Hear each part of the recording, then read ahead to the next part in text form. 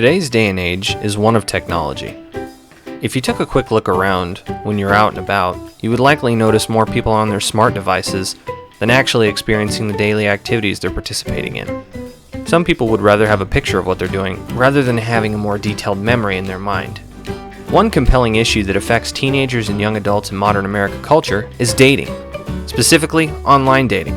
There are many ways to meet people today, but because of the advancements of technology and ease of use, you're way more likely to get approached online than in person. There are sites like Tinder where a person can just swipe you away.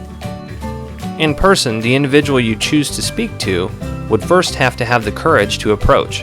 Then it would become the choice of the other person to either deny or accept their advancements. We live in an age of the silent rejection. You could be left wondering if they got your message, or maybe you're just not their type. I myself am newly single. I haven't been single since 2013, and things are a little bit different now than they were back then. I'm used to the real-life approach, and I have found women respond in a much better and more positive way than they once did in person.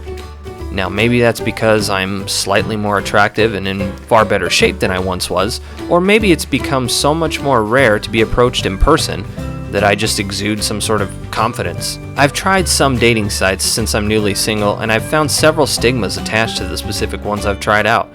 Many get-rich-quick schemes by the sites themselves. Here are my experiences with a few that I've tried.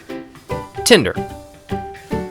Tinder is a site where you simply swipe someone away or match with them. It has a notorious stereotype for being kind of viewed as a simple hookup site.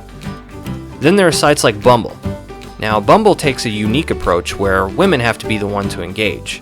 This might seem slightly sexist at first, but women tend to get bombarded with messages, so it's best to just leave the responding to them. You can put your feelers out there, but at the end of the day, it's their call.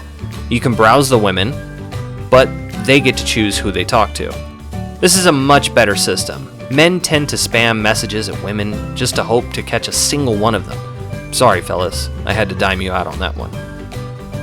The last one is Hinge.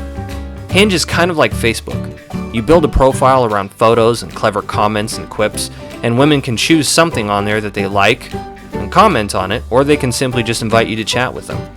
It also goes the other way for men. There is a catch here though. If you comment on someone's photo and you don't get a response, that's it. There's no second attempt unless they invite you to chat. There is one strong lingering issue among all of these sites. Fake profiles. Women and men alike. They're seemingly not real. Most of the time, if you come across a profile and it looks like a man or woman that fell out of a fitness magazine or something, chances are it's because it's too good to be true. Now, the way these sites try to trick you into buying their premium services is by putting these seemingly unreal profiles in your face, telling you things like, "Oh man, if only you could talk to this person. If you had one more skip, you could message them." They also allow things like unlimited skips or putting your profile in the limelight, thus making you more visible to women than the other men. At the end of the day, online dating can be very useful. You can skim through hundreds of possible people and try to find the right one instead of possibly making a fool out of yourself in the real world or wasting your time on somebody. However, in my experience, the connection of in-person dating seems far stronger and less shallow than the online scene. So whatever your poison is, go out there and get it and just be yourself, because at the end of the day, there is something for everybody.